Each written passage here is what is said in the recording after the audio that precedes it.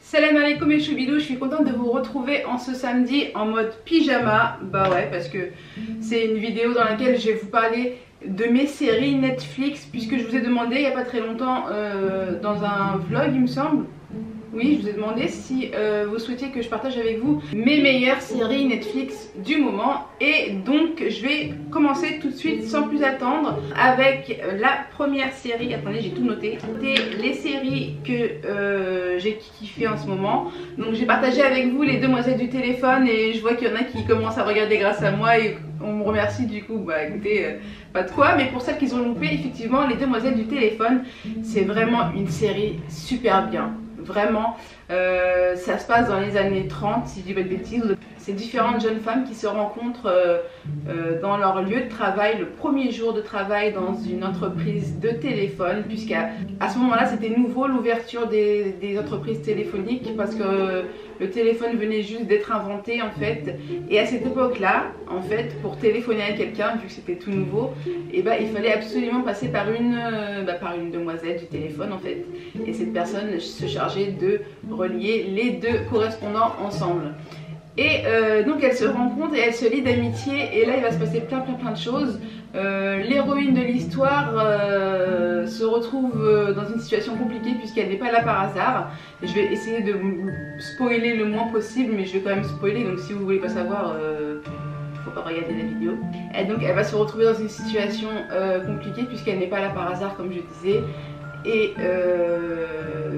tous ces plans tombent à l'eau. Donc ce que j'aime dans cette série, c'est qu'à chaque fois, à chaque épisode, il se passe beaucoup de choses. À chaque fois il y a un plan, oui, un plan. Et à chaque fois le plan tombe à l'eau. Mais ça va quand même, ça se passe plutôt bien. Et j'en suis à la saison 3, donc j'ai fini les 3 saisons. Je les ai dévorées, c'est juste un top et je vous la recommande à 100%. C'est une série vraiment très girly, donc les garçons s'abstenir. Ensuite, on a la série The 100. Ça fait un petit bout de temps que je l'avais commencé d'ailleurs, et j'ai tellement été accro que j'ai fini par regarder la version anglaise, puisque la version française n'était pas encore disponible sur Netflix. Mais là je crois qu'ils ont mis la saison 4, donc j'avais regardé les 3 saisons moi sur Netflix, et du coup j'avais regardé sur les streamings américains la version anglaise de la saison 4. Et je crois 1 ou 2 épisodes de la saison 5. Il fallait absolument que je regarde au moins un épisode de la saison 5 parce que j'en pouvais plus.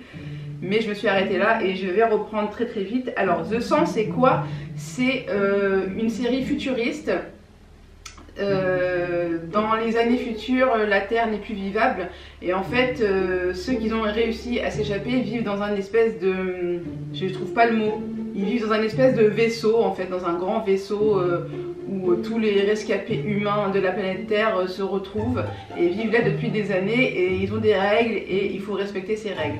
Là, en début de série, vous allez comprendre qu'il faut absolument vider un petit peu le vaisseau parce qu'il n'y a plus assez d'oxygène. Ils arrivent bientôt à leur terme, donc il n'y a plus beaucoup d'oxygène dans le vaisseau, et du coup le chef, le chef, on va dire ça comme ça, décide d'envoyer tous les prisonniers adolescents. C'est des ados quasiment tous, hein, oui. Tous les prisonniers adolescents, de les envoyer sur Terre pour voir si la Terre est toujours vivable. Mais en gros c'est une mission suicide parce qu'ils savent très bien, enfin pour eux, pensent que la Terre n'est plus vivable. Donc ils envoient tous les 100, donc c'est les 100 ados qui sont, on va dire, rejetés de la société. Donc une fois que les 100 sont arrivés sur Terre, et là il va se passer beaucoup de choses, et c'est vraiment une série très prenante. Beaucoup d'aventures, beaucoup de suspense, de la survie, et j'aime beaucoup, donc je vous la recommande à fond les ballons quoi. Troisième série, c'est une série limitée. Donc si vous êtes si vous avez envie de regarder une série mais pas sur le long terme, de vraiment commencer une série et s'arrêter, c'est juste une saison et pas plus. C'est une sorte de mini-série, mais non, c'est une série limitée en gros. C'est-à-dire qu'il n'y a qu'une saison et il n'y en aura pas d'autres, et on s'arrête à la fin de la saison avec une fin. Voilà, il n'y a pas de suspense. Faut vraiment, en fait c'est comme un film que tu regardes en plusieurs épisodes. Et la série c'est Somewhere Between. Alors Somewhere Between, c'est une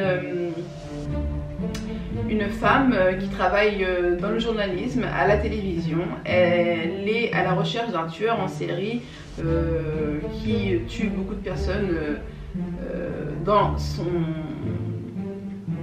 ville.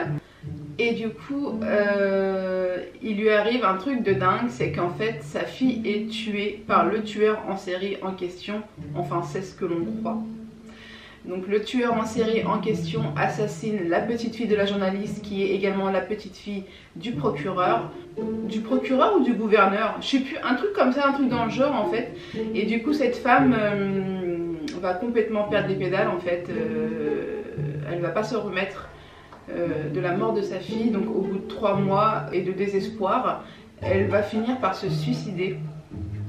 Donc elle va se suicider et en fait lorsqu'elle se suicide, elle met fin à ses jours dans l'eau, elle décide de se noyer, elle prend des cailloux, elle les met dans sa poche et elle décide de se laisser mourir dans l'eau. Et en fait ce jour-là, elle n'est pas la seule à mourir dans l'eau puisqu'il y a une autre personne qui est le deuxième personnage principal de la série, qui est un homme. Lui va être assassiné le même jour, la même heure, vraiment pile poil au même moment. Et au final, il se passe quelque chose dans l'eau. Quelque chose d'assez mystique, on ne comprend pas trop.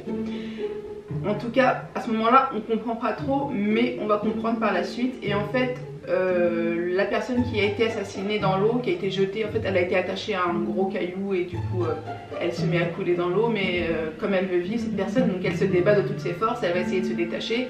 Et du coup, l'homme réussit à se détacher et aperçoit la femme au fond de l'eau qui se laisse mourir. Donc la maman de la petite fille, et en fait il la sauve.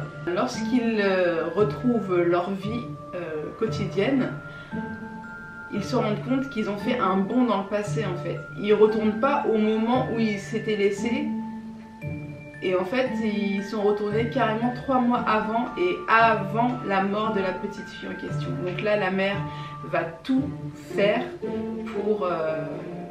pour que sa fille ne soit pas assassinée. Et là il se passe plein de choses, donc elle croit quelque chose, finalement c'est pas ça, elle accuse quelqu'un, finalement c'est pas lui, elle a réussi à arrêter le tueur, finalement c'est pas le tueur qui a tué sa fille.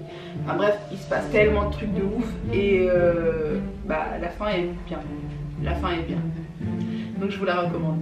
Ensuite je vous recommande la série Between. Voilà, on va toujours dans le même titre à peu près. Between, c'est une série américaine dans laquelle toute une ville, je crois que c'est quoi le nom de la ville, Pretty Lake, voilà, c'est la ville de Pretty Lake. Et en fait dans la ville de Pretty Lake il y a un virus qui touche toute la ville, un virus qui tue les gens, mais qui tue les gens qu'ils ont au-dessus de 22 ans. D'accord? Donc là, à ce moment-là, il y a une centaine de personnes qui meurent, ensuite il y en a 1000, ensuite 2000, ensuite 3000, jusqu'à l'extinction totale de tous les adultes au-dessus de 22 ans. Et finalement, l'État américain décide de cloîtrer cette ville, de barricader et de mettre toute la ville en quarantaine. Et du coup, les habitants de moins de 22 ans qui restent dans la ville sont bloqués et ils sont livrés à eux-mêmes en fait. Et là il va se passer pas mal de choses, beaucoup de choses. J'en suis à la saison, j'ai regardé la saison 1, j'ai regardé la saison 2, je crois que c'est la saison 2, ouais. Et la fin de la saison 2 laisse entendre une suite, enfin j'espère, parce que j'aime beaucoup ce genre de série où il y a vraiment une extinction humaine. J'aime bien quand voilà, c'est la fin des gens par maladie ou autre, peu importe. Et j'aime bien quand il y a des survivants et puis qu'il y a cet instinct de survie, etc. Je l'aurais remarqué, j'aime beaucoup ce genre de film. Et dans la fin de la saison 2, on laisse entendre une suite, mais cette fois-ci que le virus se propagerait à l'échelle mondiale. Et j'espère que je dis vrai, et j'espère qu'il y aura une suite. J'ai pas fait de recherche là-dessus. On verra ça, mais sinon je vous conseille vraiment la série Between, elle est top, il se passe beaucoup de choses, et plein de rebondissements, et voilà.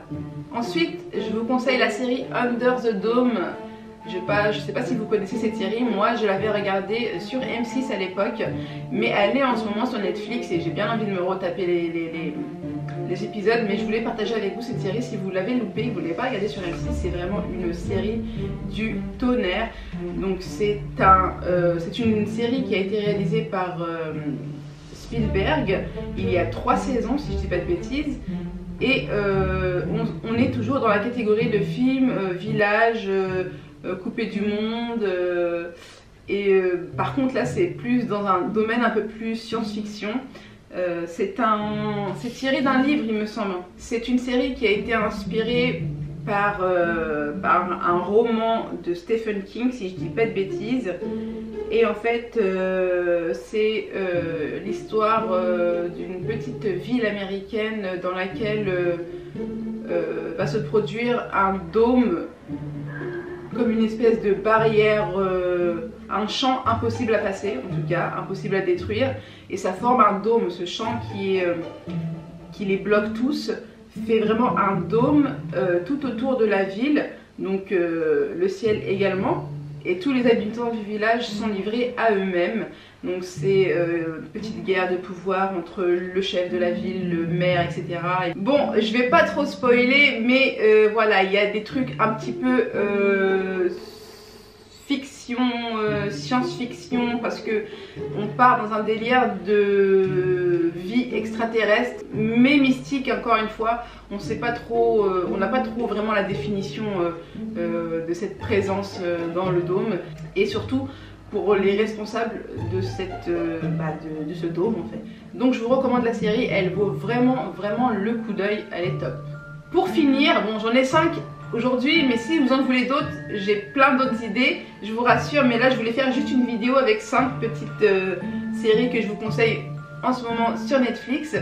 Donc le 5e, c'est une série destinée aux jeunes, donc c'est une série pour les plus de 7 ans déjà, premièrement, donc les jeunes vont kiffer. Et en plus moi je l'ai regardé avec ma fille parce que ça s'appelle comment déjà?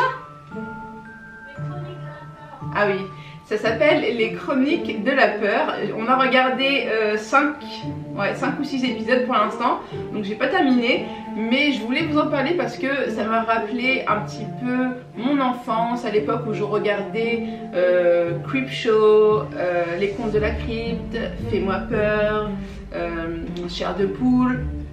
Si vous voyez de quoi je parle, c'est exactement le même type de série, mais plus Fais-moi peur et Chair de poule on va dire, parce que là c'est vraiment des histoires d'ados, c'est des adolescents les héros des histoires, et chaque histoire en fait, donc chaque épisode a une histoire, chaque épisode en fait c'est bien, c'est que t'es pas obligé de suivre en fait, parce que chaque épisode est individuel dans son histoire, et ce sont des petites histoires qui font peur.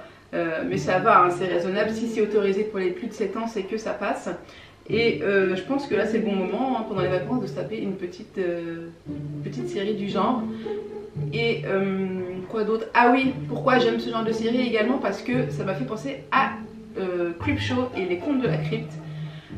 C'est-à-dire qu'il y a une morale à chaque histoire. Et ça j'aime trop, quand on fait peur pour faire comprendre quelque chose d'intelligent.